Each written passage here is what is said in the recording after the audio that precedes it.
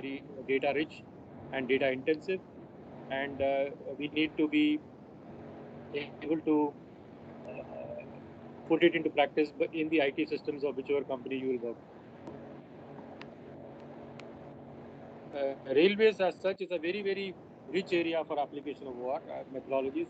When I say OR, it's like I would put it as a broad layer, broad spectrum of methodologies, not just on linear optimization that you are currently doing, linear optimization or integer optimization or MIP kind of problems. It could also go into convex optimization problems, particularly when it comes to pricing domain. There is a large area where you have to use techniques from dynamic programming, or it could be some places where game theory might be used, but it primarily would be a very rich area for dynamic programming and OR put together. And the reason why railways is so rich in this area of for application of OR is because we have a central planner to address the entire network. The entire fleet is under a single control or authority or a single company or a single corporate headquarters. So it is not like a game where I play a particular strategy and my competitor plays another strategy, and we then try to find an equilibrium, could be Nash equilibrium or otherwise. So the reason why OR is so dominant or the methodology is so important for railways is because we have a central body. We call it the zonal railways, or it could be the railway board for a lot of decisions which are taken at a macro level.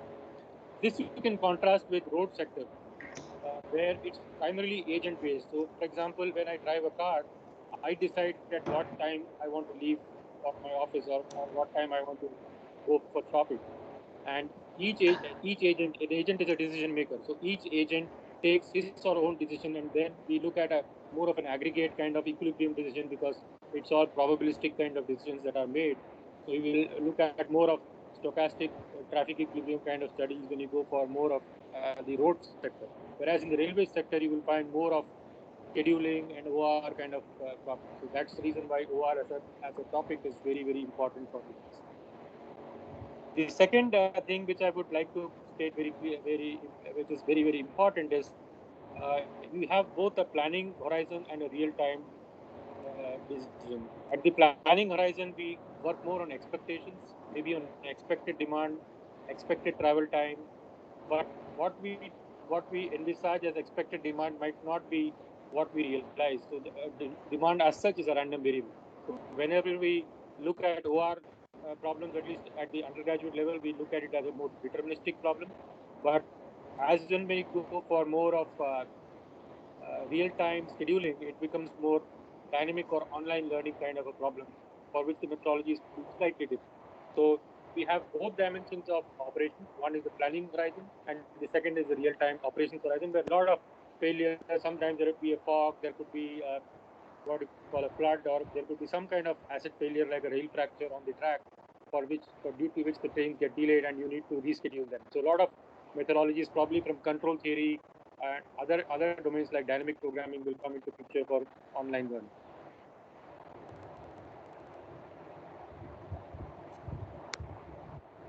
The broad problems that we have on applications per se are primarily in the area of, say, network operations. I would say primarily caters almost the entire aspect of railways. Probably even some part of human resource management would have operations search flavor.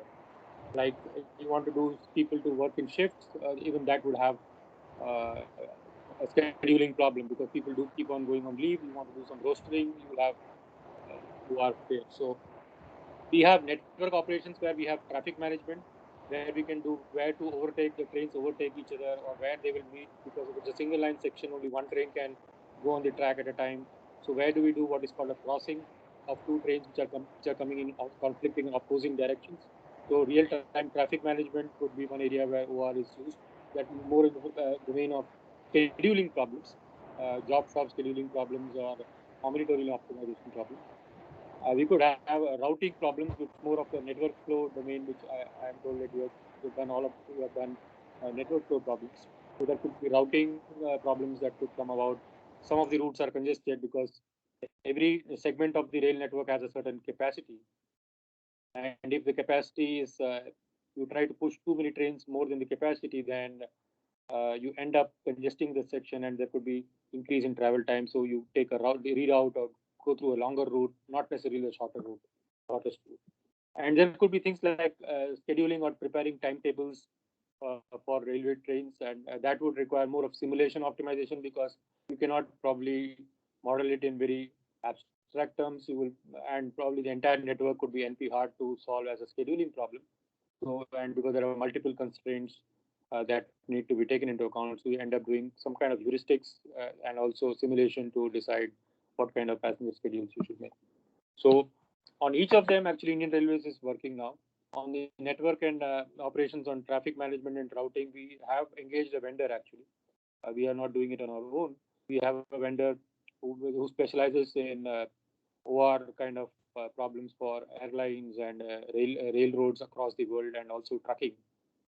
So they are helping us design the routing algorithms for the entire network.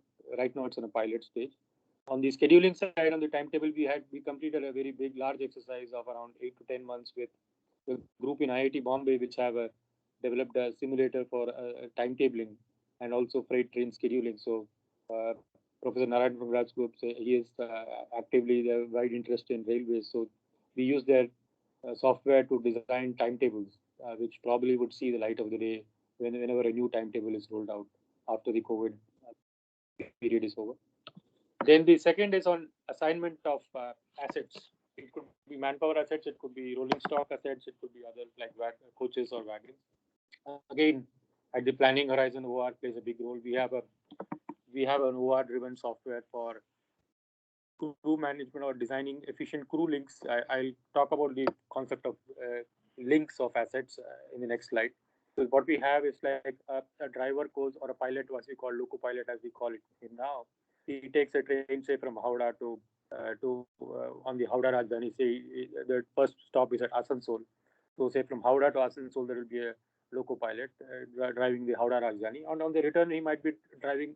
Say it could be uh, Sialda Rajdhani. So we need to design a kind of a rake link or a rotation of the crew, so that we don't unnecessarily what we call deadheader crew, or not take a crew as pilot. He's traveling as a passenger. We want a locomotive pilot to be productive as much of the time as he is working for us, and not travel as a passenger.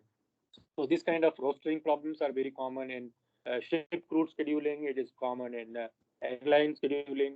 So we have what is called a crew link, and the second problem is crew rostering. So that's the crew link is the planning side, and the crew rostering of assigning people to each of these links is crew rostering. That's more on real time assignment.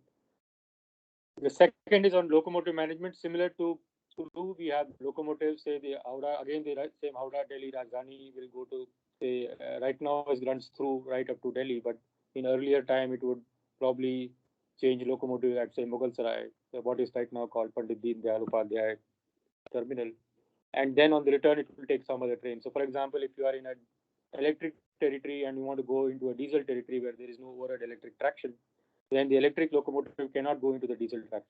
So you'll have to compulsorily change those locomotives. And how, which train does the locomotive fall back on its way, or it goes and takes another train to some other location and then move maybe a circular or a triangular or a polygonal route.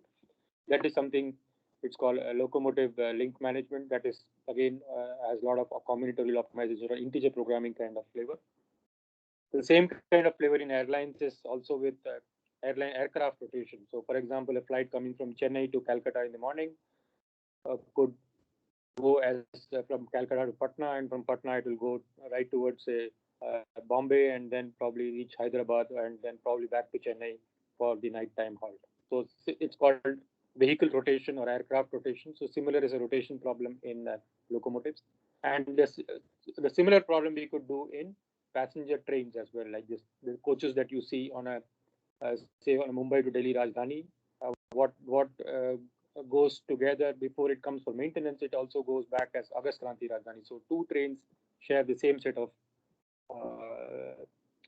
what we call coaches, just like aircraft do. Then in the area of pricing, if you want to do RM, revenue management or dynamic pricing, again, your knowledge of dynamic programming, convex optimization, all those things play a big role.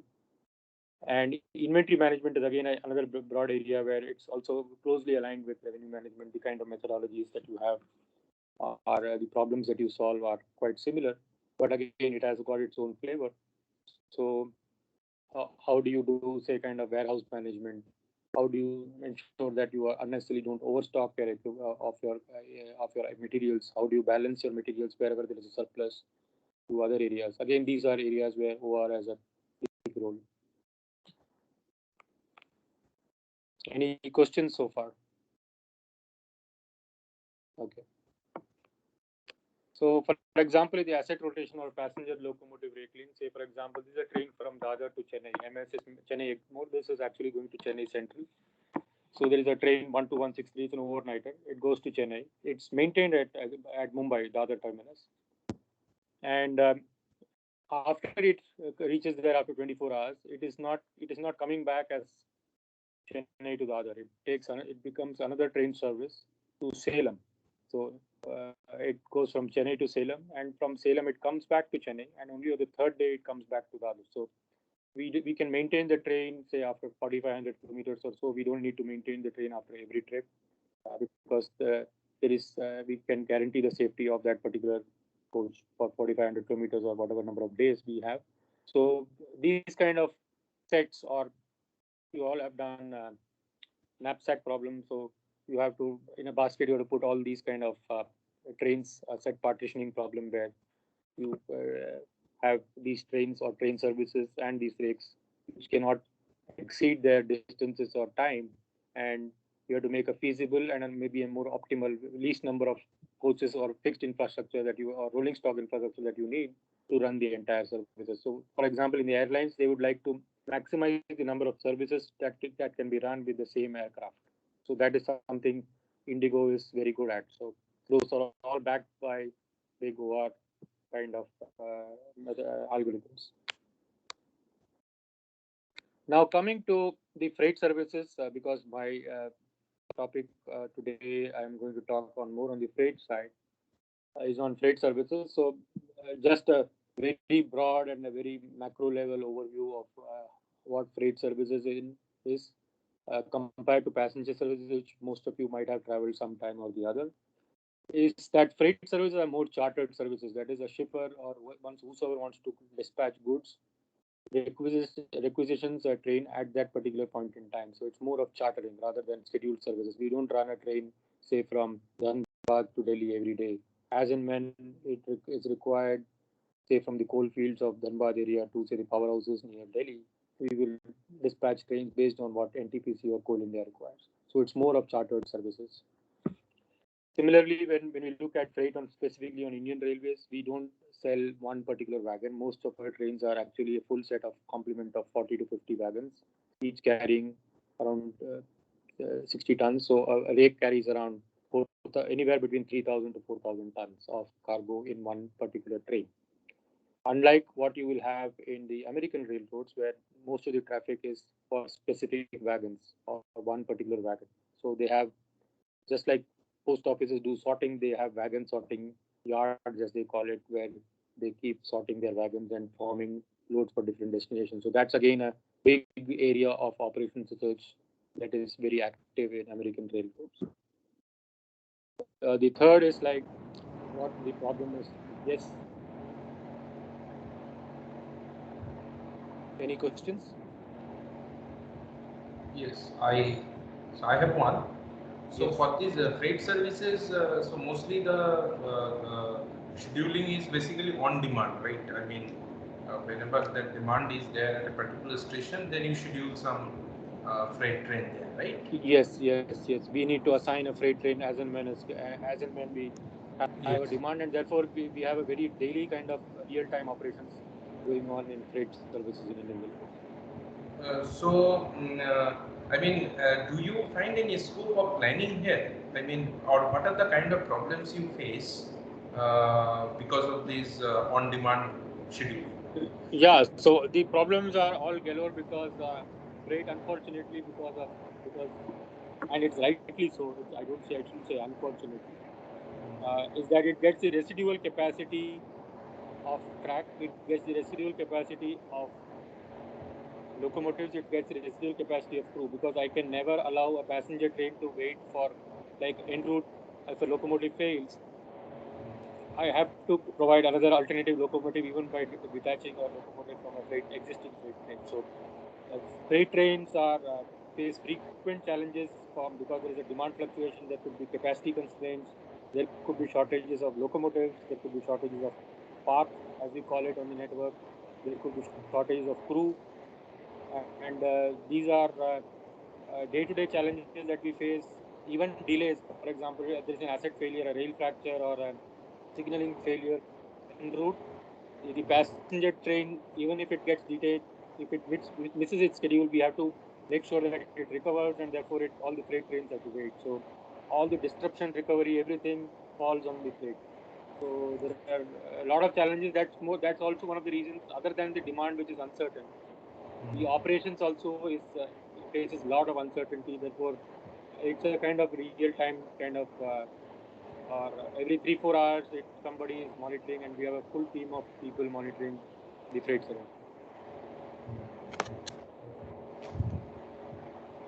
I hope I have answered the question. Yes, and another thing I was thinking, like if we can suppose we have this demand data for say past 1 year or past 2 years, will there be any sort of pattern from which we can actually design some sort of timetable for this freight service? Is it possible, or it is completely no, random? it is not possible, because the number of shippers who can afford 4,000 tons are very few. It is like, if Coal India doesn't give, there cannot be another vendor another sub-shipper who is available in, say, Dhanbad area to give us coal. And the wagons are also very specialized. So, for example, the wagons which I will be talking about are petroleum wagons, on which only liquid cargo, and that too only petroleum, can be transported. You cannot transport cement or coal in a petroleum tanker. So we have very specialized wagons and limited number of shippers. So the entire variance in demand is actually faced by the operations. So the supply side has to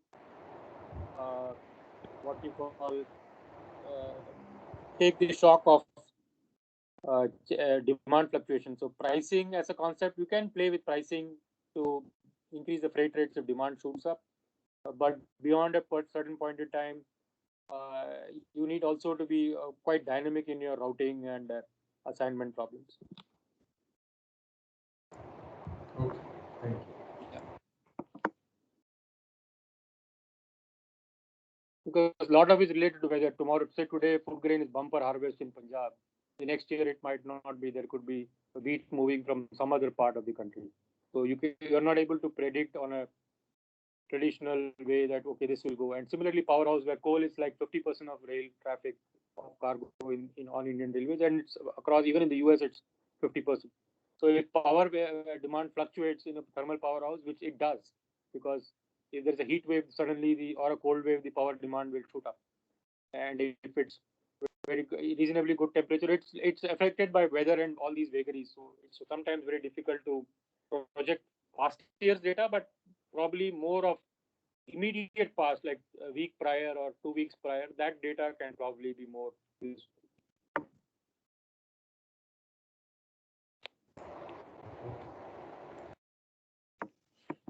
So this is the kind of petroleum wagons that I'm talking about. So you have around 50 wagons. This train has 50 wagons, and this can carry around 26. And what we call as a rake is a set of all these 50 wagons. So when I do an assignment of rakes, I'm talking about this lot of 50 wagons, which I will try to move in one direction and give it to one shipper. I don't break it into multiple shippers or multiple destinations.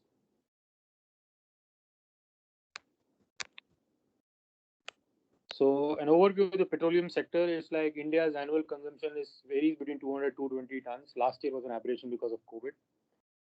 And the principal modes of transport are pipeline, coastal shipping, rail, and road. So pipelines are the first, then followed by coastal shipping and rail and road.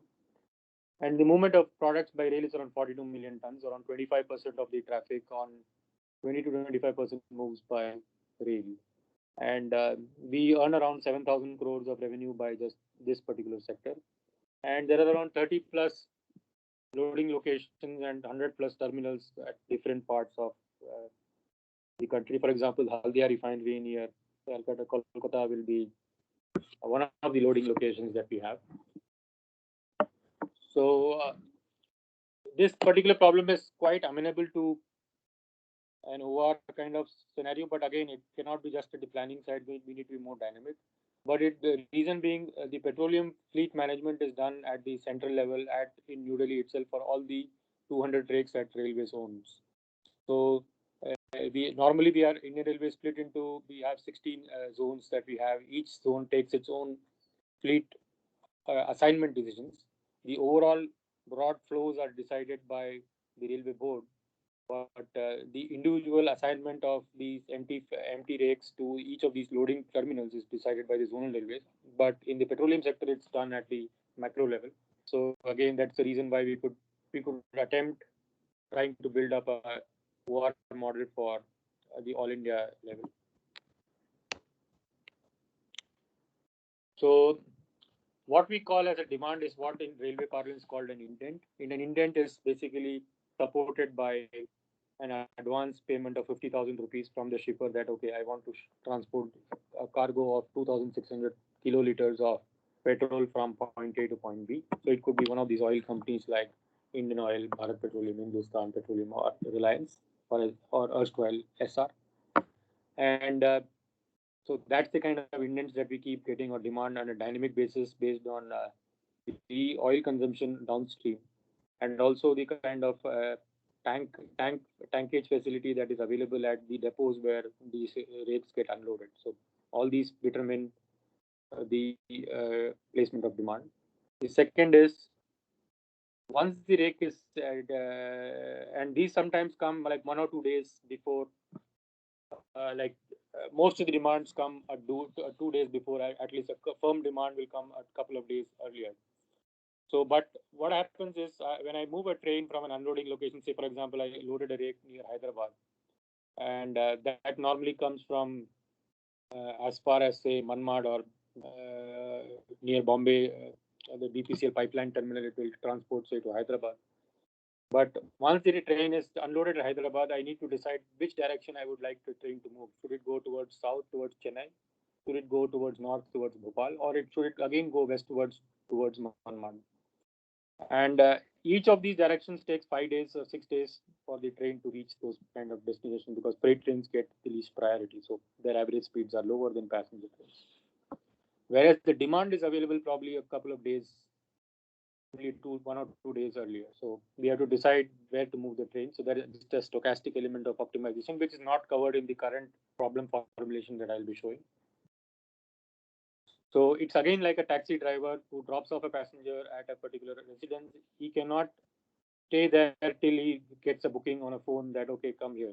He starts moving in a certain anticipated direction.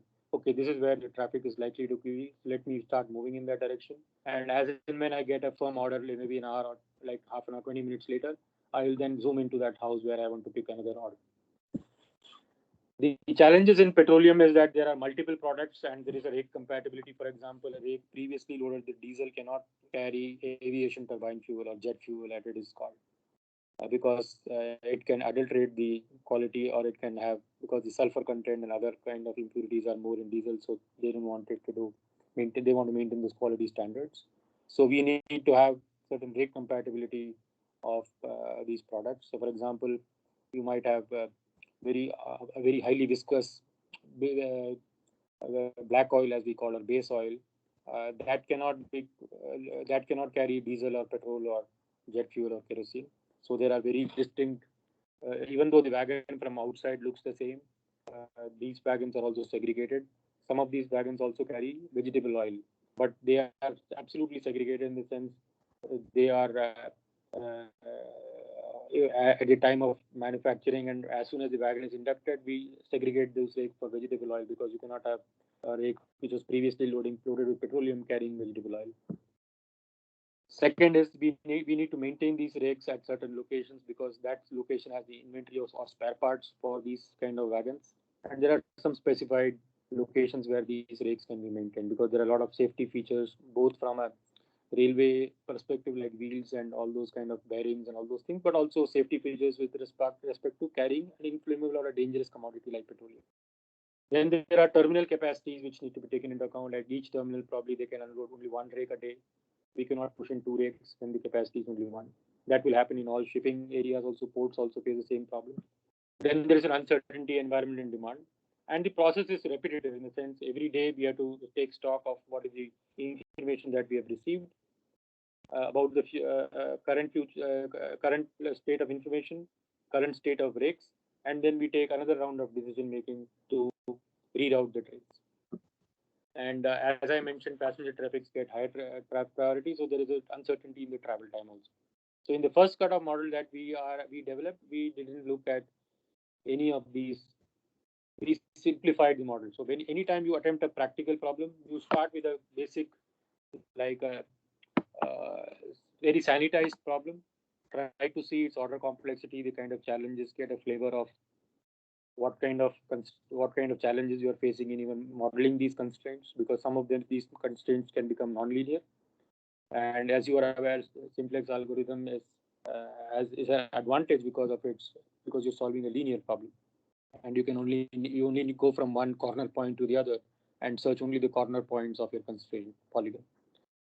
So that is you don't want constraints to be non-linear, but sometimes those constraints are quite hard. Therefore, as you know, making the model or model formulation is both an art and a science. So you need to have more experience of doing it. So you start with a baby problem, forget about uncertainty, and try to solve a base problem. And even this base problem could be quite different from the kind of assignment or transportation problems you have done. Most of the assignment or transportation problems have a balanced view, that is summation of supply is equal to summation of demand. Whereas in a real world, in a real time, most of the problems are always unbalanced. You will have either too much of demand or too much of supply. So that is why price comes into picture. So that if you play price as a strategy, so as a market clearing mechanism, you can use price so that demand is equal to supply. But at say shipping or long-term contracts, again, you cannot change the price too much of uncertainty, because then people cannot do their costing, so they might even run away from you. So this is the kind of flows that happen. There are around 1370 unique pairs even after the rake has unloaded. Going back to the loading locations, there are 1370 unique pairs that we have come across in the 1 year of 2015. So now these numbers would have changed, and this is pretty much all over India. So what we did is, like, we split the problem into two parts. We did the deterministic problem, which I'll be sharing the model formulation, and the second is, as Professor Gautam Sen mentioned, about uncertainty in demand, whether we can do some predictive demand, whether we can derive the distribution of that particular demand, if we can do some kind of econometric modeling, or if you don't know the distribution, you can do some kind of robust optimization kind of techniques which are available. So that is something which is an ongoing activity. We are still working on another commodity, coal, which is, like, as I said, more than 50%. So we are working with certain groups in Indian School of Business to help us do this kind of both future demand prediction as well as real-time traffic flow, like empty flow management. Yeah, any questions?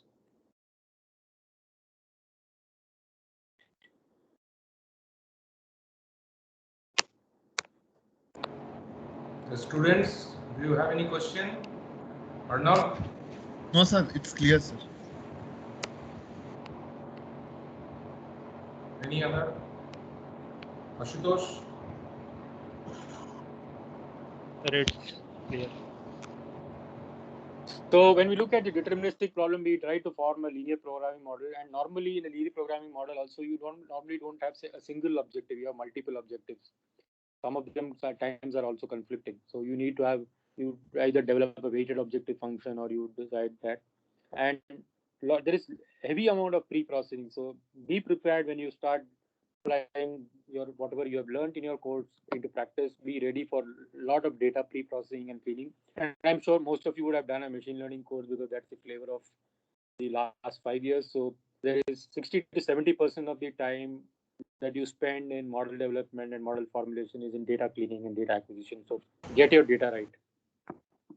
So similar here in input to the model, we have things like rake status, whether it's loaded or empty, where exactly it is there, what is the timestamp of it, at when was it last seen, at which location, what are the outstanding demands that are still not that are still unfulfilled, what exactly are those terminal locations where we need to see. And as I mentioned in this particular kind of example, we have a rake to demand kind of compatibility, which is more deterministic. It is like a parameter which is to be passed into the model. So each of those rake indent kind of combinations, so if there are M rakes and N indents, you can already have Mn constraints added on compatibility. Then the output of the rake would be assignment of rakes to firm indents. And as I said, the rake could be the demand is or the supply is there is normally not balanced. So you have unassigned rakes and indents which cannot be assigned. So there we have to take a call which direction to move. So there could be a second model or a sequential model we could do, or if you're able to combine a stochastic kind of thing with a deterministic, that could be a way of looking at it. But a simpler kind of model will be a two-stage problem. You do a deterministic part first with known information, and with unknown information, you do a more probabilistic kind of thing. So the objectives that we had were minimize empty running, that we don't want to make sure that the trains run the least kind of distance between 2 points when after they have unloaded. Then also we need to ensure that it, just because by empty running, we don't want somebody to starve for a rake. Like there could be, we need to be fair also to all the shippers. We cannot have a person who is close to where the empties are unloaded. All the empties are, all the rakes are going to that particular location, and other locations are starving for wagons. So it affects the shipment or the process or the factory output itself. So we need to be fair. So we try to minimize the difference between due date and the rake arrival time. And also we try to somehow do prioritization, because of a rake is like 2 days I'm not able to make, or a third day I'm not able to make. So it starts getting some kind of priority over a period of time in the assignment process. So not every particular demand has got the same priority. Similar, the third is constraints that is the standard constraint is like every rake can be assigned to only, that's an assignment problem constraint, like every rake should be assigned to one indent and vice versa.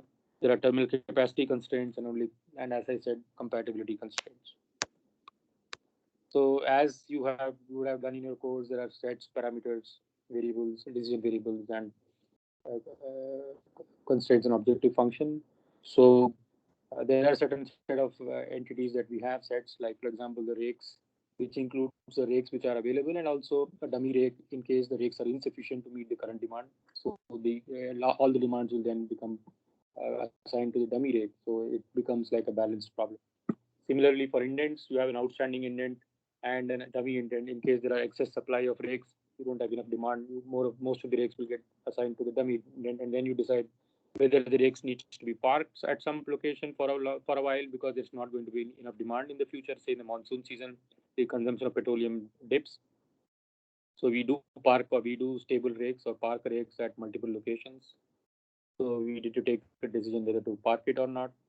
The third is like, if you remove the dummy rakes, a lot of constraints are only to be satisfied with an available rake. So a rake could have, for example, a particular rake is due for maintenance. So I wouldn't like to assign any kind of demand to that particular rake. So I would like to allow it to go back to its maintenance depot. So the entire set of rakes that we have, some percentage will always be going back to the maintenance. So it's really we can only assign demands for the next day to the available rakes, and we cannot assign to those which are unavailable. So same thing would happen in say Uber or Ola or any of the taxi fleet operators. The driver says, I'm planning ending my shift, I want to go back home. So after he makes a trip on the going back home, that particular car or a taxi is no longer available for booking for the algorithm or the matching algorithm or the assignment algorithm, say Uber or Ola is working with.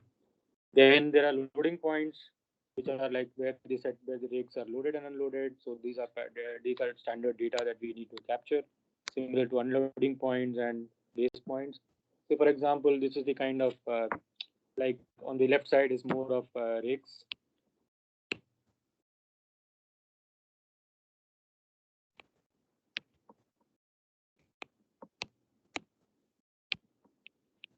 So these are the rakes and these are the indents. So you have available rakes here.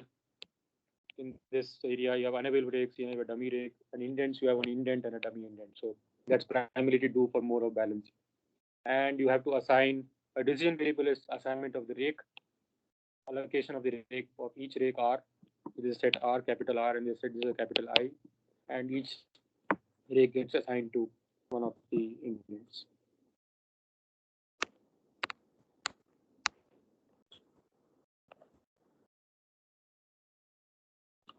Then we change the priority of the indent. So as and when the demand is overdue, we are not able to supply rakes for 2 days, 3 days. We have kind of a penalty function or increase the complement priority. Then again, based on the due date, we don't want the rake to be either too early or too late at the place where the shipment is due. If we come too early, then probably the shipper is not ready with his cargo and he incurs the kind of demurrage cost, or we also encourage unnecessary waiting costs. And similarly, on the other side, we don't want to be too late either, because then there is loss of customer goodwill. And we have to do this assignment for a date D, rake R, and an indent I on what date it reaches which location. So that's the kind of thing. This is required more for capacity planning at the terminal. This is a decision variable, which rake to be allotted to which indent. If it's allocated to one, becomes it's a binary variable. It's allocated to indent I, it becomes 1, otherwise 0. So these are the three objectives that we had.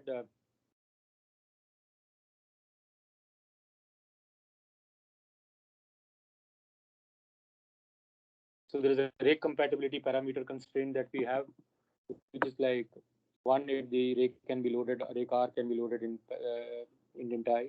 Then there's a travel time parameter from point 1 to point 2, which are terminal points. So maybe it could be a loading location or an unloading location or even a maintenance depot. We have this kind of spec matrix. And also we need to have, if it's a loaded rake could be anywhere in between. So after unloading, it can again be assigned to another place for loading. So we have some, for every rake, if it's loaded, then we have an additional time that it will take, additional travel time that it takes. So that's the way we had modeled it. You could also change the way you would like it to be.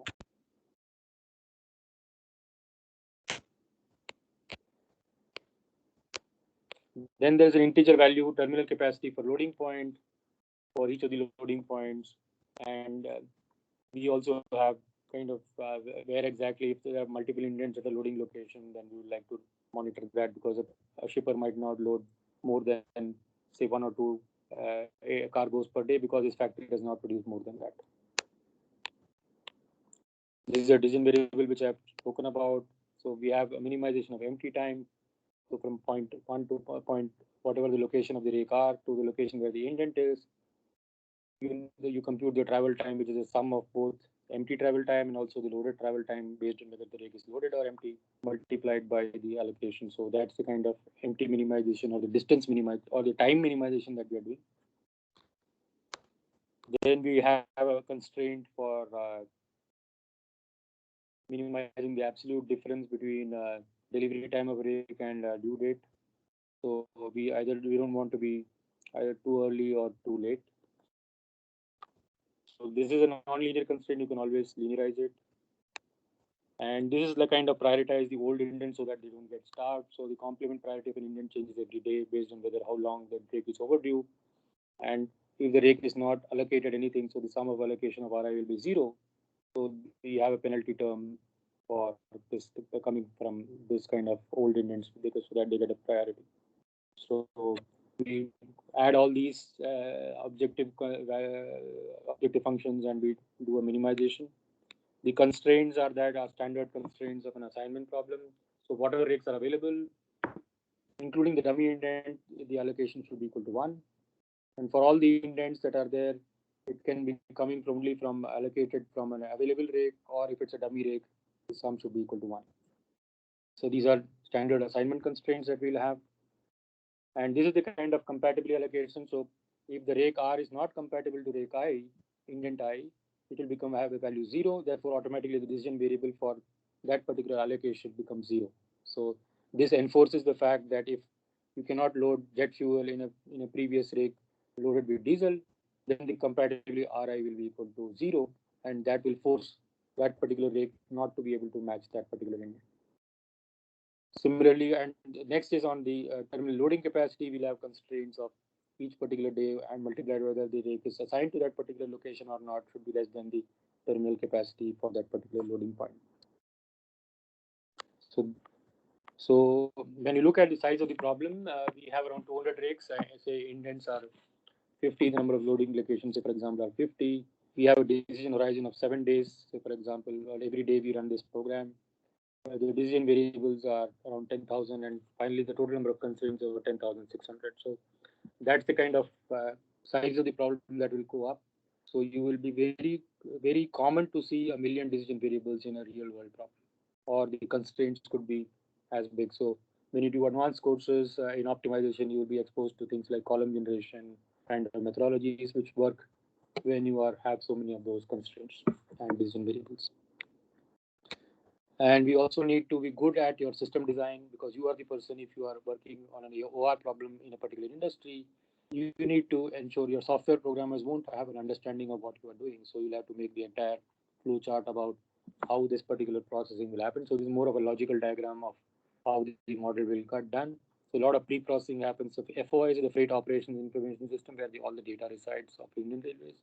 We do some pre-processing, which is a very important step of any kind of model development. We run the model, we have assignments, we have unassigned indents, where to park them, or we have a prediction model where to run them. And again, it's fed back into the system so that the consumer of the optimization model, which again is a business user, can consume that data in a format familiar with it. He doesn't have to bother about running a Cplex code or any other thing. It's just like what you see in an app.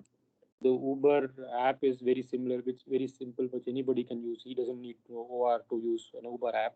But at the back end, there are complex algorithms which will keep working. So again, that could be a further expansion of this. We'll have multiple models or multiple Python scripts or multiple scripts running this model. And these are again to do with pre-processing. How do you get distance and time metrics? You have to keep them, update those data points, because time of travel is also a random variable. You keep updating your current travel time. Make sure that your expected values of those travel times are updated, because what you see as travel time in monsoon, because there are fewer trains running compared to say peak summer location, summertime, when there are summer specials or holiday specials running, there could be a huge difference. And there are certain things which are real time, like rake status, where exactly the rake is passing through, which you need to keep monitoring when you have. So a lot of real time data ingestion also happens when you run these models. So that's the kind of thing you might be familiar with. AMPL, you write your whatever AMPL language, you write your code, then you run it through a solver. It could be Cplex or Pyomo or whatever solver, Gurobi, whatever you are trying to use, and you push an output. It could be output, which is a dictionary or Python dictionary or some other way that can be easily taken by the software itself. So when we designed this particular model, we ensured that since we had the objective that it's not going to be an Excel based or a kind of standalone kind of an application, because a standalone application is bound to fail. So we tried to be as compatible with our data which already are collecting in our IT system. This was kind of a primary requirement for us to ensure that whatever we develop, it might not be a very complex problem or model that we develop, but whatever we develop, we should be able to use it, because there is a lot of man hours and time spent in developing these algorithms. So whatever compatibility issues with the database, everything is there that were taken into account. And if you want to play with the objective functions, you can play with whatever different kind of objective functions. So this is just an idea of in those days. These are very, for today it's probably more a laptop or a desktop. We have these kind of features. It's very easy to do that, and we could able to solve the code in say probably a second. So what ideally a future work or an expansion of this work? This model actually is still not usable, unfortunately, because it's a very simplistic or a stylized model of a practical, more complex model. So what we are trying to do is now trying to attempt the real world. We are trying to do for coal, which is a big value for us also. We are doing demand forecasting on a moving horizon for us next 7 days. We are trying to do the rake allocation and rake routing problems for the next 7 days. Along with the long term, we can also look at facility location where the maintenance depots should be located. What kind of travel time predictions should you have? So we are working on algorithms for improving the travel accuracy, like a Google map. You have travel time prediction for when you will reach from point A to point B. You can also develop some things. We are trying to develop some things for freight trains. So this comes in more in the range of dynamic programming. And you can also use, if you're able to build a simulator, you can also do some kind of fleet sizing based on future scenarios of demand. So these are kind of broad out views. We are working on more specific problems. So if you have any questions or suggestions or any other points that you would like to raise, please do. I think that with that I conclude my presentation. Thank you.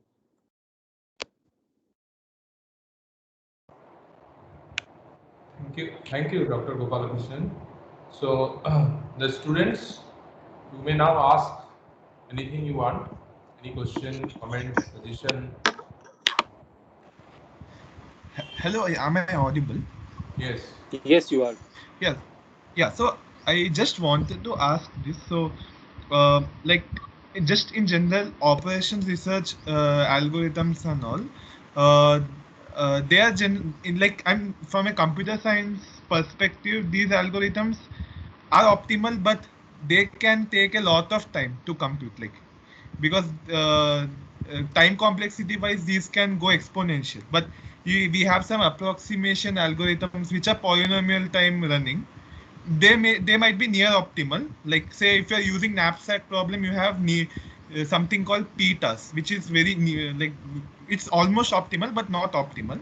So do you make use of such algorithms, or is it you want to solve the problem exactly, like you want to find the optimal value only, no nearby values?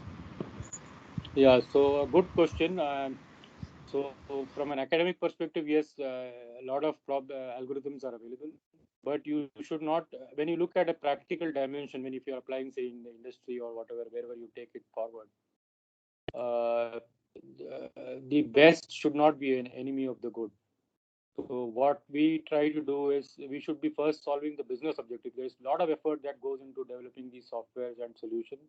And if finally the business user find it is hard to implement, or it takes too long a time for him to implement, like he wants a solution in say 5 6. Say for example, in real-time traffic control, require algorithms which will probably give decisions in like 3 seconds, whether a train should overtake or should not overtake another train.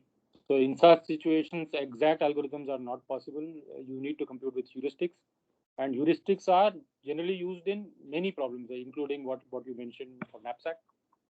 And that's where each person comes up with his own heuristic. And because it's a heuristic, sometimes you can find good theoretical bounds for it, based for those kind of heuristics. But a lot of times it's more contextual. So we do use heuristics. So for example, in the IIT Bombay simulation, it's a heuristic that is used. Okay.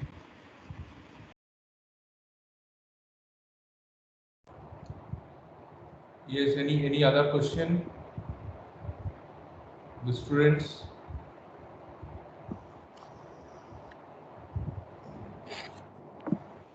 Hello. Other any other question? Okay, so you have shown 3 objectives, right? Yeah. Now, like suppose if you want to include all these 3 objectives, you know, in a single problem, then it would be a sort of multi-objective optimization problem. That is one way, and the other way, as you have shown, that you are trying to compute weights, you know, to put it as a single objective function, right? So which way would be better to take? Like because if it is in a multi-objective optimization problem, then of course we have to go for heuristics like GA and other meta-heuristic approaches, right? Yeah. So what we would traditionally do is try to keep the code simple. Obviously, we'll try to try different values of those weights and see which one works best. because we have not implemented this, so I really cannot comment which one would have been the best for each of those. We didn't implement completely for and ideally, I would agree with you that multi-objective or even sometimes we will try to do bi-level or other kind of problems that are pretty complex.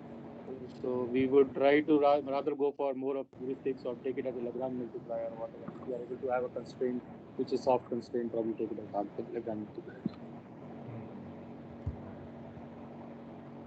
So yeah, anything else, the students? Okay. So thank you, Dr. Gopal, for delivering such an insightful talk on railway operations in general, applications of OR in railway operations, and in particular this petroleum rake management problem. So I am sure the students will appreciate this application, because they already know LP, IP, and they now see how a real world problem is being attempted. And of course you have said there are many other aspects which are yet to be incorporated, right? So thank you, and the students. It's my pleasure. Thank you so much for inviting me to this. Okay. So we are closing the session now. Okay. Thank you, Dr. We are closing it.